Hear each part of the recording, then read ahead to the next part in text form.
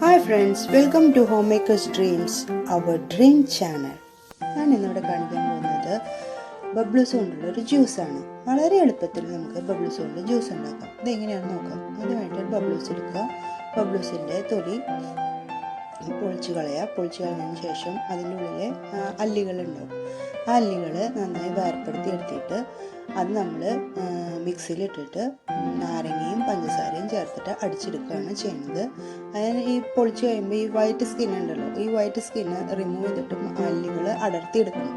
എന്താണെന്ന് വെച്ചാൽ ഈ വൈറ്റ് സ്കിന്നിനാണ് കനപ്പ് രസമുള്ളത്. ഈ കനപ്പ് രസം ഒഴിവായ തന്നെ ബബ്ലൂസ് നല്ല ടേസ്റ്റിൽ നമുക്ക് കഴിക്കാൻ പറ്റും. അങ്ങനെ അടർത്തിയെടുത്ത അല്ലികളാണിത്.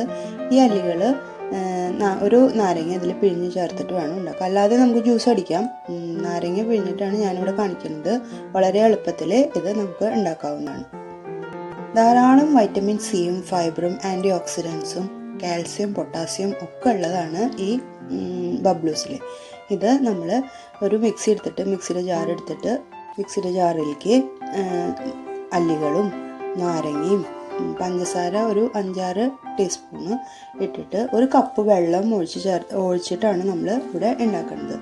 ഒരു കപ്പ് വെള്ളത്തിലേക്ക് ഒരു ബബ്ലൂസ് അടർത്തിയത്, ഒരു നാരങ്ങ, 5-6 സ്പൂണ് പഞ്ചസാര, ഇതിലാണ് നമ്മൾ ചേർക്കുന്നത്. ഇത് നന്നായി മിക്സിയിലിട്ടിട്ട് അടിച്ചെടുക്കുക. അതിനുശേഷം ഒരു അരിപ്പെടുത്തിട്ട് ഇത് നന്നായിട്ട് അരിച്ചെടുക്കുക. അപ്പോൾ നമ്മുടെ ബബ്ലൂസ് ജ്യൂസ് റെഡി. ബബ്ലൂസ് ഹാർട്ട് പ്രോബ്ലം ഒഴിവാക്കുന്നതിനും ബിപിക്കും ആൻറ്റി ഏജിങ്ങിനും എല്ലാത്തിനും ഉള്ളൊരു നല്ലൊരു അപ്പോൾ ശരി, ബൈ.